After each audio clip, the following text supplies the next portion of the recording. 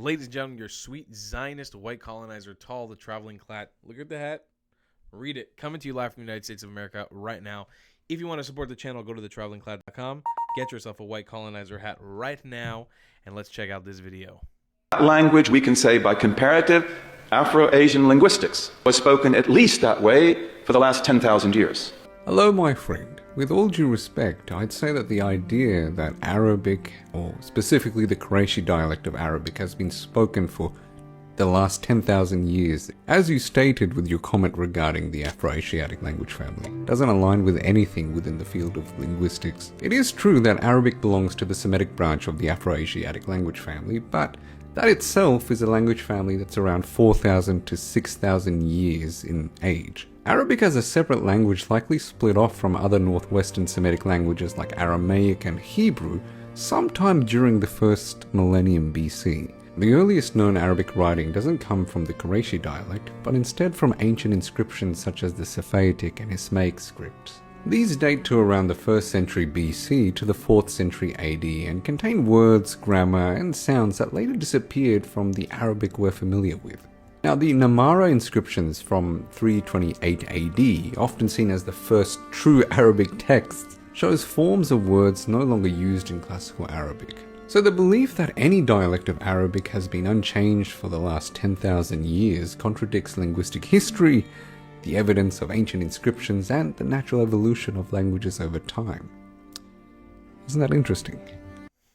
This guy's so classy. I'm a pompous son of a bitch. I would be like, fuck you, liars, a bunch of colonizers. He's like, isn't that interesting, isn't it? Even though he doesn't have a British accent, he has an Australian accent. I forget the name of this creator. He's amazing. Hopefully, we will remember to link him down below in the description. He's an incredible creator. He creates on YouTube as well. A lot of history videos. And here's a reality.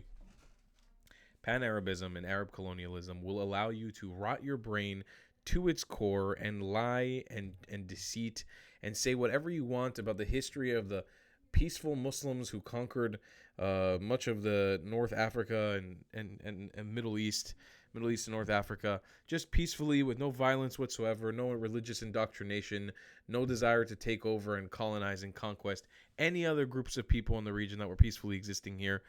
You know, some were not peacefully existing here, but that were existing here before the rise of Islam. And the reality is, if you look at the history, it's just not true. Arabs have this reality, or if Arabs have this indoctrination and this sort of colonial mentality they try to push on everybody to make you believe that somehow Arabic and Arabs genetically are these ancient groups of people.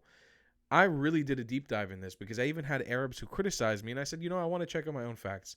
There's so many theories on where the origins of Arab people begin, and all these proto-Arab groups that would have popped up in the Negev desert and would have popped up in southern Syria, and all these different things. The real reality is, the only real history of Arabs as a group where they stemmed out of is from this small little area in the Arabian Peninsula, very small area between the Halij to the Hijaz, but they conquested and conquered and colonized, and that is how this group got so big. Do not let anybody lie to you to believe that this was spread with some sort of peace and that this is an ancient language and an ancient culture that existed. They are literally but the newest people on the block.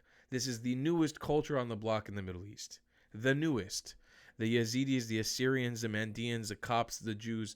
Everybody has existed here longer than them, but everybody is oppressed by these people who buy into this ideology. And you know what? The whole idea of this channel, like I say all the time, is to resist that.